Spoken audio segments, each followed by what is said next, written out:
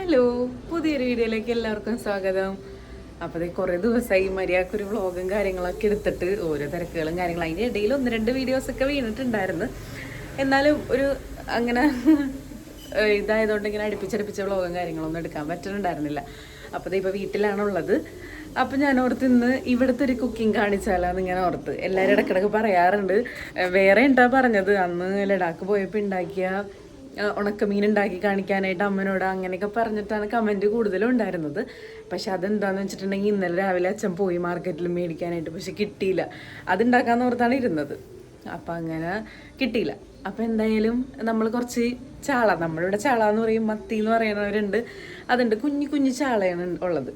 അപ്പം അതൊന്ന് വെറൈറ്റി ആയിട്ട് അച്ചാറിട്ടാലോ എന്നൊന്ന്. സാധാരണ നമ്മൾ നെയ്മീൻ അല്ലെങ്കിൽ അങ്ങനത്തെ കാര്യങ്ങളൊക്കെയല്ലേ ഇടണത്. പുറത്തേക്കൂടെ ആരും പോയതാണ്, ഞാൻ പാരാൻ നോക്കിയത്. അങ്ങനെയൊക്കെയാണല്ലോ അച്ചാറൊക്കെ ഇടുന്നത്, പിന്നെ കുടുത അങ്ങനത്തെ മീനുകളൊക്കെ.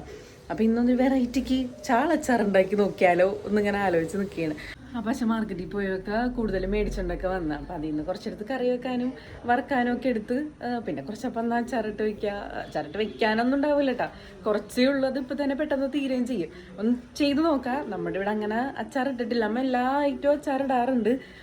ഇപ്പോൾ പുറത്തേക്ക് കൊണ്ടുപോകാനായിട്ട് ചേട്ടന്മാർക്കൊക്കെ എല്ലാം ഇട്ടൊക്കെ കൊടുക്കാറുണ്ട്. പക്ഷെ എന്നാലും ഇതാദ്യമായിട്ടാണ് ചാള ഇടാൻ പോണത്. നമ്മുടെ ഇവിടെ ചാള എന്ന് പറയും, എല്ലാവരും മത്തി എന്നും പറയുന്നവരുണ്ട് കേട്ടോ. മത്തി എന്ന് പറയും, വേറെ എന്തെങ്കിലും പേരുണ്ടോ എന്ന് അറിഞ്ഞൂടാ. എന്തായാലും ഇവിടെയൊക്കെ നന്നായിട്ട് കിട്ടും, നല്ല ടേസ്റ്റുമാണ്. ചെറിയ ചാളയാണ്. അപ്പോൾ നമുക്ക് എങ്ങനെ ഉണ്ടെന്നൊന്ന് നോക്കാം. അത് വന്നിട്ട് ബാക്കി ഇപ്പോൾ വറക്കാനും കാര്യങ്ങളൊക്കെ ഇട്ടിട്ടുണ്ട്. അപ്പോൾ നമുക്കതൊന്ന് പോയി കാണാം കേട്ടോ. അപ്പോൾ നമ്മുടെ മീൻ ഇതാണ് കേട്ടോ, നമ്മൾ അച്ചാറിടാൻ പോണ മീൻ ഇതാണ്. ഇത് മുഴുക്കനും അച്ചാറൊന്നും ഇടണില്ല കേട്ടോ. നമ്മൾ അതിൻ്റെ അകത്തുനിന്ന് കുറച്ചെടുത്ത് കറി വയ്ക്കാനായിട്ട് മാറ്റി, പിന്നെ കുറച്ചെടുത്ത് വറക്കാനായിട്ട് മാറ്റി, അങ്ങനെ നമ്മളെല്ലാം മാറ്റി മാറ്റി വെച്ചിട്ടുണ്ടായിരുന്നു. അപ്പോൾ ഞാൻ അച്ഛൻ കൊണ്ടുവന്ന സമയത്ത് ജസ്റ്റ് ഒരു ക്ലിപ്പ് എടുത്ത് വെച്ചതായിരുന്നു. അപ്പോൾ അങ്ങനെയാണ്. പിന്നെ നമ്മളിവിടെ കൂടുതലും ഇത് ചെറിയതാണല്ലോ, ചെറിയ ചാള നമ്മൾ കൂടുതലും പീര വറ്റിക്കാനും കാര്യങ്ങൾക്കൊക്കെയാണ് എടുക്കുന്നത്. അപ്പോൾ ഇത് നമ്മളൊരു ചെറിയൊരു പരീക്ഷണമാണല്ലോ. അങ്ങനെ മീനൊക്കെ ക്ലീനാക്കി കഴിഞ്ഞ് അത് നമ്മളൊന്ന് ഫ്രൈ ആക്കാൻ ഇട്ടേക്കാണ്. അപ്പോൾ അതേ അവിടെ ഒരു പാത്രത്തിൽ ഇങ്ങനെ വെച്ചിട്ടുണ്ട് എന്തോരം ഫ്രൈ ആക്കണം എന്നുള്ളത്. ഇത്രയും നമ്മൾ അച്ചാറിന് വേണ്ടി എടുത്തില്ല കേട്ടോ. ബാക്കിയുള്ളത് നമ്മൾ അന്നേരത്തെ വൈകിട്ടത്തെ കറിക്കെടുത്ത്. പിന്നെ അതേ അപ്പുറത്തും ഒരു കറി റെഡി ആയിട്ടുണ്ട്. ഞാൻ സത്യത്തിൽ മറന്നുപോയി, കാര്യം 2-3 ദിവസമായി വീഡിയോ എടുത്ത് വെച്ചിട്ട് എന്ത് കറിയാണെന്ന് ഓർക്കണില്ല.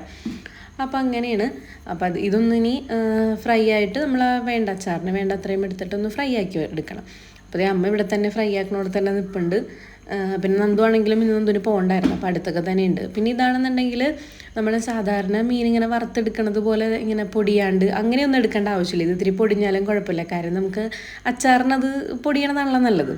അങ്ങനെ നമ്മളുടെ മീനെല്ലാം വറുത്തൊക്കെ കഴിഞ്ഞിട്ടുണ്ട്. ഇനി നമ്മൾ ചട്ടി വെച്ച് ചട്ടിയിൽ കുറച്ച് വെളിച്ചെണ്ണയൊക്കെ ഒഴിച്ച് നല്ലോണം ഒന്ന് ചൂടായിട്ട് ബാക്കി സാധനങ്ങളൊക്കെ ഇടാം നമുക്കപ്പം.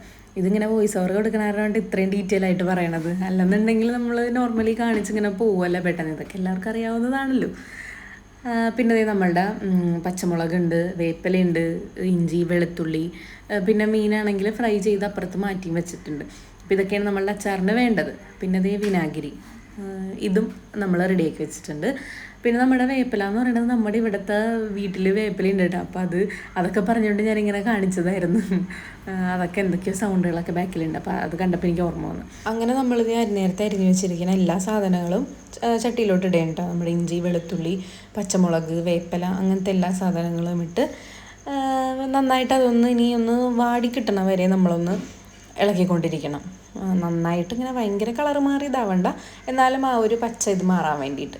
അപ്പം ഇനി അതൊക്കെ ഒന്ന് വാടണവരെയൊക്കെ വെയിറ്റ് ചെയ്യുക. അപ്പോഴേക്കും ഇവിടെ അമ്മയാണെങ്കിലും നന്ദു ആണെങ്കിലും ഓരോ വിശേഷങ്ങളൊക്കെ പറഞ്ഞിരുന്ന എന്തൊക്കെയോ പറയുന്നുണ്ട്. അപ്പോൾ നന്ദുവും അവിടെ അടുത്ത് വന്നൊക്കെ ഇരുന്നിട്ടുണ്ട്. അപ്പം അങ്ങനെ നമുക്കിനി അതൊന്ന് വാടട്ടെ.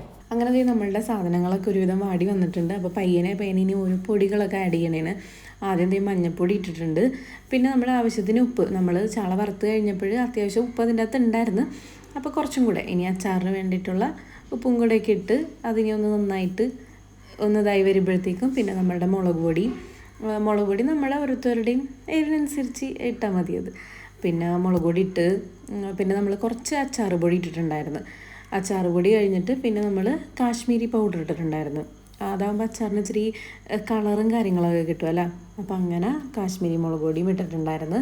അങ്ങനെ ഇതെല്ലാം കൂടെ ഇട്ടിട്ട് ഒന്ന് ഞാൻ ആ കവർ എടുത്ത് കാണിച്ചു തന്നാണ് കേട്ടോ. പക്ഷെ അപ്പോഴേക്കും കവർ തിരിഞ്ഞിരിക്കണമായിരുന്നു.